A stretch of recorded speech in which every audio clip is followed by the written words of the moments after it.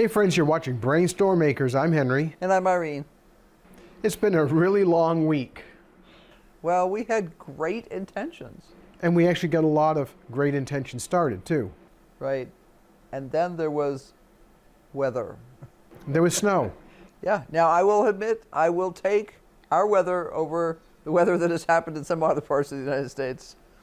Having lived in Tornado Alley before, no. No, I've always said if I ever had to move back to Tornado Alley, I have to have a live-in storm shelter. I can't do that.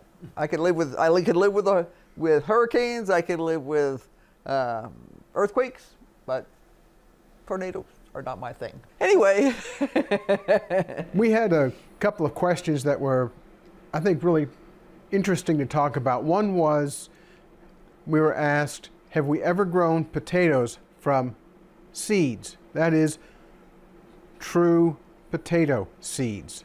Right, like that would come from a flower. Yes, it will create a fruit at the end of its life cycle, but potatoes came from the Andes. High altitude, cool, cold nights, warm days. Mm-hmm. Thousands of varieties, thousands. It's really tough to grow potatoes from seeds for the average home grower. Now, one of the things is that it takes a long time, can take a really long time for them to germinate. And you can look at 8 weeks or more for a potato seed to germinate. Now, if you want to try growing potatoes from seeds, there's true potato seeds. But make sure you're getting seeds, not baby-sized potatoes. A lot of times you don't see the flowers or the fruits because the plant dies off early. What happens when you're growing a potato is that it's going to create a lot of foliage, it's going to put a lot of energy into those tubers, and then when the day gets the right length and the nights get the right temperature, the plant will die back. Frequently, when we grow potatoes, we get a dieback before any fruit has a chance to set. I've always been told, a certain amount of time after the plant flowers is generally when you want to harvest the tubers. Growing potatoes from potatoes is the easiest way to do it, by far, by far. And those potatoes that you guys saw me start are doing absolutely gangbusters in the greenhouse. The ones that I planted in the individual pots are all up and just looking awesome. And in the big buckets, one of the buckets has got leaves up from what looks like all 4 pieces that are in there, and the other one I think has leaves up from 2 so far. So we are really pleased with that, and that was Adirondack Blue. Now, for those of you who have been following along with the beginner's gardening experiment that I have going out in the greenhouse, Irene's been making sure that it doesn't dry out, and she's given a little bit of fertilizer. But I think we're going to have a spinach salad tonight. Yeah, we really need to harvest the spinach from that. That'll be enough for a good-sized spinach salad for the 2 of us for dinner.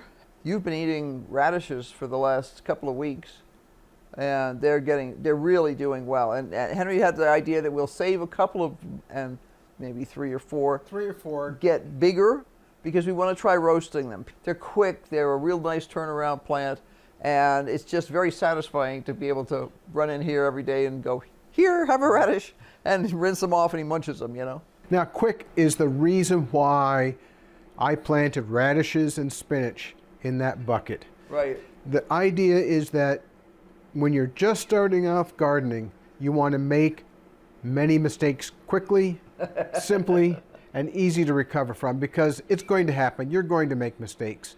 No matter how experienced you are, you're still going to make mistakes. Well, the problem is, okay, so say I grab a tomato plant at the local hardware store, and I'm doing everything right.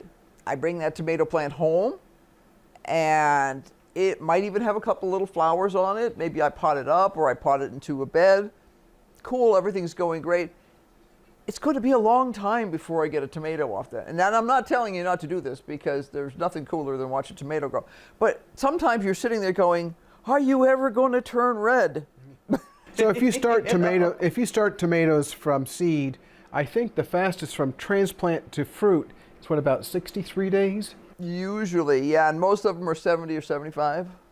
So in the It's probably 3 weeks to get them germinated, maybe less if you're really lucky. But you're looking at probably 90 to 120 days worth of time before you can actually get a fruit off. Right, because just because the thing flowers and then you get this little fruit, and then you got to wait for it to get to whatever size it's going to get on that plant, and then you have to wait for it to turn red or whatever color it's supposed to turn, depending on, you know, the particular variety. Think about growing radish. You can also grow lettuce and spinach. I prefer to start with spinach this spring because it's still cool here. Mm-hmm. You can eat the spinach when it's young and not be too sad when you decide that you have to pull it out because it's starting to bolt. If you start with a really fast turn crop like radish, like spinach, even lettuce, you can get some experience very, very quickly. So unlike tomatoes, when if you're in a really ideal climate, you might be able to get 2 crops a year in that same 120 days, you can get something on the order of 4 trials of radishes, spinach, lettuce. Mm-hmm. So you can get some experience seeing how the plants behave. And actually quite a bit of things to eat too. Yeah, that little bucket out there produces a tremendous amount of spinach. We've never had a single recall on our spinach salads.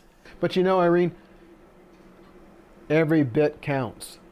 It does, every bit counts. And it's just all awesome. We had actually had a couple people comment about the beds, the way we're finishing our bed, because we're expanding our one flower bed out in the front yard here. You'll see that we're putting down, or that we did put down, right, something that looks like screen. Right. It's got, I think this has got 1/2-inch holes in it, but it's not window screen. This is hardware cloth. It's called heavy. It's called hardware cloth. Yeah, so we're actually doing an expansion of a flower bed. Right.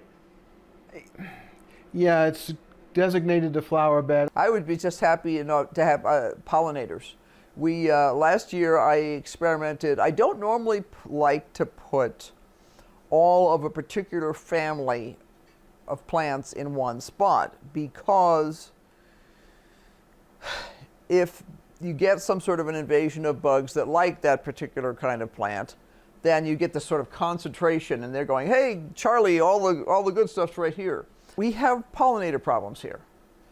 Yeah, we have a real lack of pollinators. It was awesome in the sense that the pollinators just really came. So when I would go out in the morning, I would find bumblebees asleep in the squash plants. There's nothing cuter than a sleepy bumblebee. There really isn't. Now the beds that we build several different kinds. Our asparagus bed is dug down into the ground 3 feet because we have to get through the caliche soil. Right. It's a really hard layer. It's pretty much... That's calcium carbonate, isn't it? It's unconsolidated limestone. And then there's new topsoil been put into that bed, and we've been amending that bed. So that's one kind that we have. And that still has hardware cloth at the very bottom. And then the interior walls are created from cement blocks. And then what you see above ground is the nicer cement blocks, but the ones underneath are just the gray ones, the cheap ones. So the asparagus bed is one kind of bed that we make. We also make a raised bed that also has hardware cloth in the bottom, because if you don't put hardware cloth in the bottom, whatever you have in that bed is going to be eaten where we live. Our raised beds that are ordinary beds have 2 cinder blocks high, and then we either 1 or 2, depending on where it is in the yard. And then what we do is fill that up with topsoil. Right, but it always has hardware cloth in the bottom, and I always make sure that the edge of the cinder block thoroughly overlaps the edge of the hardware cloth, so there's no gap in there. Right. Now the third kind of bed that we make is a self-watering bed. It could be called a wicking bed. It could be called a self-watering planter. There's a lot of different names for it. That is a different structure in which we put hardware cloth on the bottom. We put some sand over the hardware cloth. Right, because hardware cloth, like all fencing, can be kind of scratchy, break things. Then we put down a piece of heavy-duty plastic. The heavy-duty, super heavy-duty contractor's plastic. And we make it wide enough and long enough so that as we stack up, And it actually comes up inside the bed like a cup. we're trying to avoid evaporation through the concrete. There's always a drain at one end, so that if we had 4 inches of rain in one day, we've had 4 inches in an hour before during monsoon season. So that's the third kind of bed that we build.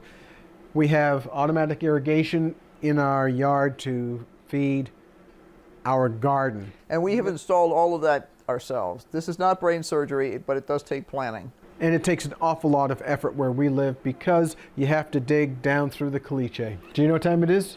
It's probably time to say goodbye. It's past time to say goodbye. But if you have questions, don't hesitate to ask, because this is, 16, almost 17 years worth of experience here. Here, and don't say how many elsewhere. Say goodbye, Irene. Goodbye, Irene. So be sure to like, subscribe, hit that notification bell, because we're going to be doing lots of stuff. Lots of stuff. Lots of stuff. We'll talk with you later. Bye. Bye.